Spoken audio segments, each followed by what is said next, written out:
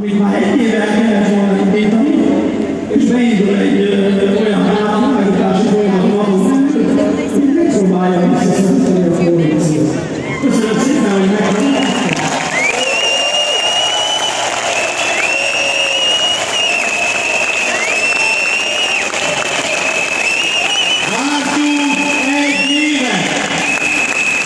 hogy kényelülj az igazságra, hogy tudunk várni még egy hetet. Kap tőlünk egy hét haladékot a kormány, hogy kérje meg az Európai Bizottságot, hogy a NAV-ot vizsgálja át.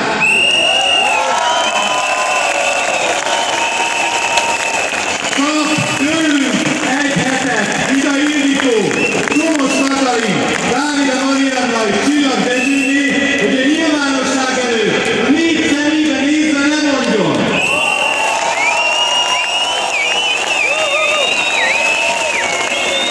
Ha minden... Mondjon le! Lefognak közé, lefognak. Mindez nem történik meg, akkor november 17-én a közfelháborodás napján, a Kossuth téren és több tucat vidéki városban ott leszünk a tereken. Ha véletlenül nincsen a településeden tüntetés, akkor szervezz egyet a NAV-ért.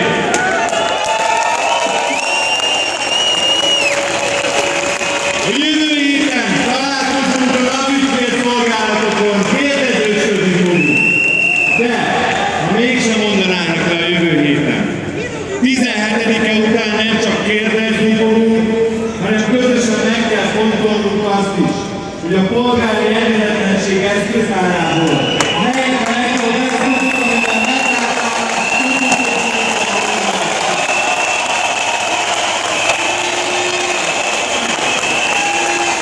amivel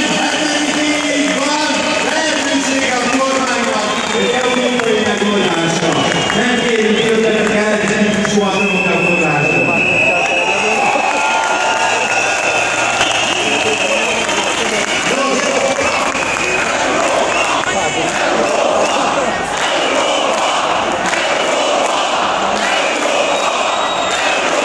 Európa mi vagyunk? Most sajnos a tüntetés vége előtt egy perccel. Egy szomorú kötelességemnek kell helytállnom. Arra kérek mindenkit, aki itt van a téren, hogy egy perces néma kegyelettel adózzunk Rózsa Milán aktivista emlékének. Rózsa Milán egy igazságszerető ember volt. Pontosan tudom, hogy ő is föllépett minden esetben a korrupció ellen. És arra kérek mindenkit, hogy adózzunk neki kegyelettel egy percnél.